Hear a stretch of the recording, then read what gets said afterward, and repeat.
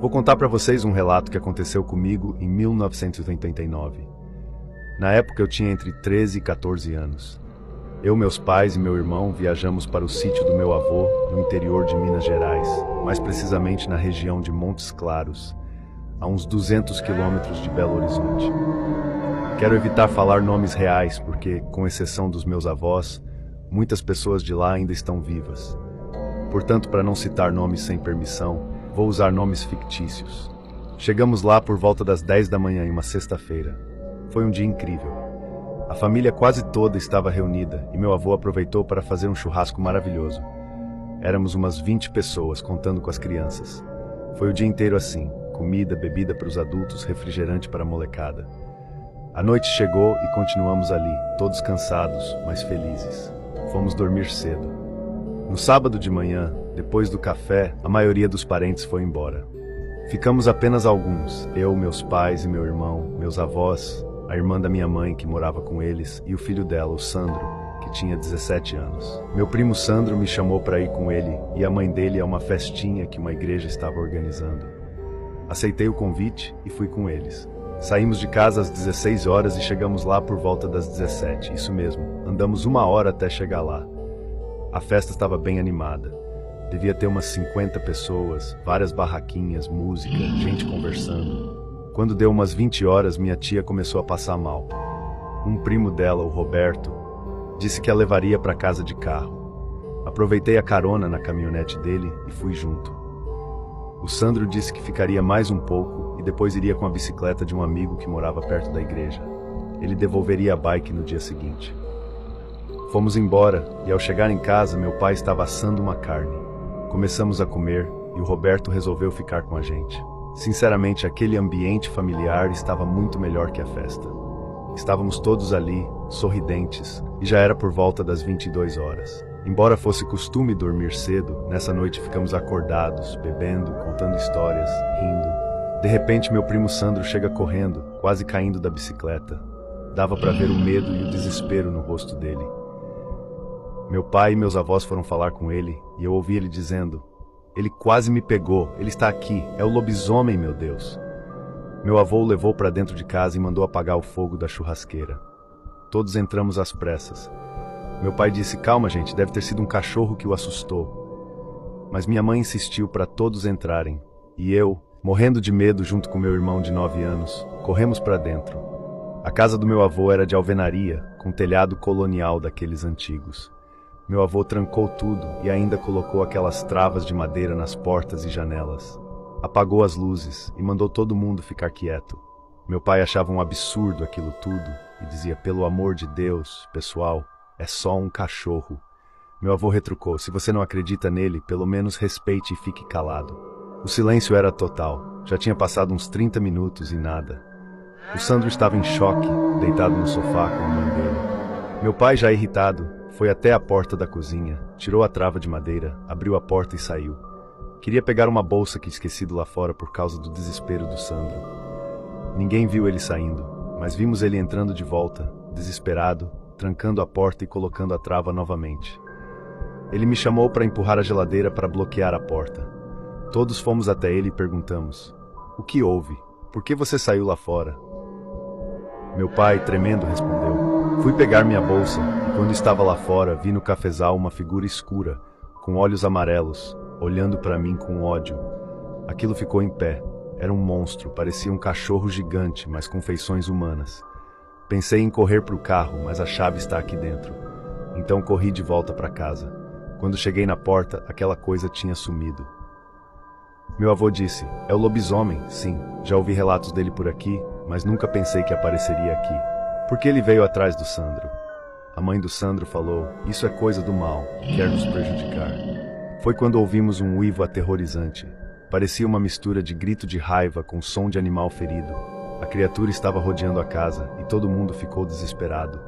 Olhando pelas frestas da janela, dava para ver com a luz da lua cheia. Era mesmo um tipo de cão, mas com um focinho mais curto.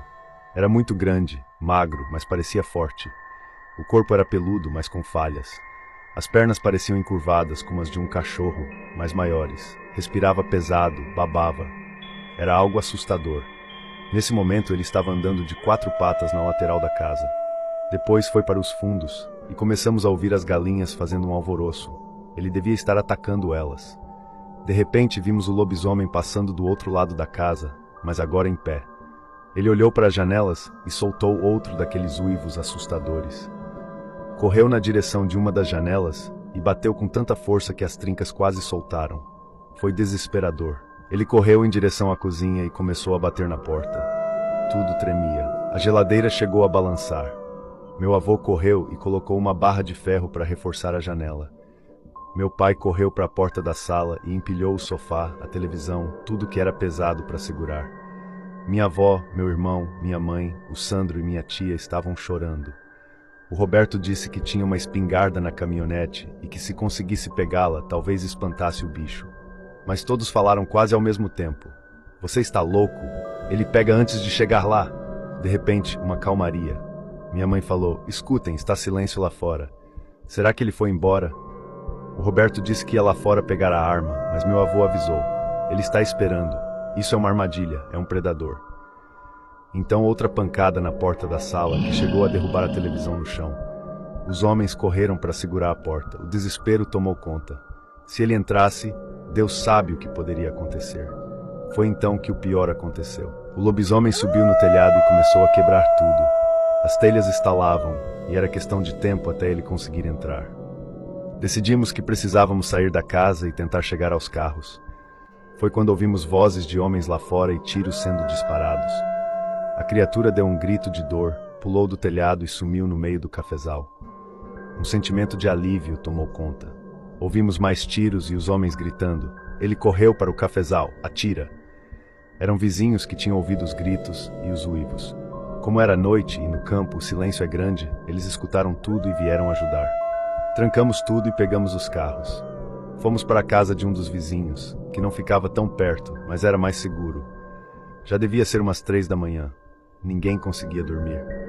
Os homens ficaram de prontidão, armados, até o amanhecer. Às 10 da manhã, muito antes do planejado, meus pais conversaram com meus avós e decidimos ir para a casa do irmão da minha mãe, que ficava uns 30 quilômetros dali, numa cidade maior. O Roberto levou meus avós, minha tia e o Sandro para lá também. Contamos tudo o que aconteceu, mas dava para ver que as pessoas tinham dificuldade em acreditar. Meu tio voltou lá no dia seguinte com um caminhão para fazer a mudança dos meus avós. Meu pai e o Roberto foram ajudar. Lá todos ajudaram a carregar as coisas. Decidiram não falar sobre lobisomem para ninguém, para evitar boatos. Disseram que um animal grande tinha atacado a casa. O vizinho que nos ajudou naquela noite contou que um homem foi encontrado baleado perto do cafezal e levado ao hospital da cidade. Disseram que ele era conhecido por arrumar encrenca, tinha uns 40 anos e que dificilmente sobreviveria. O Sandro contou que esse homem era o lobisomem.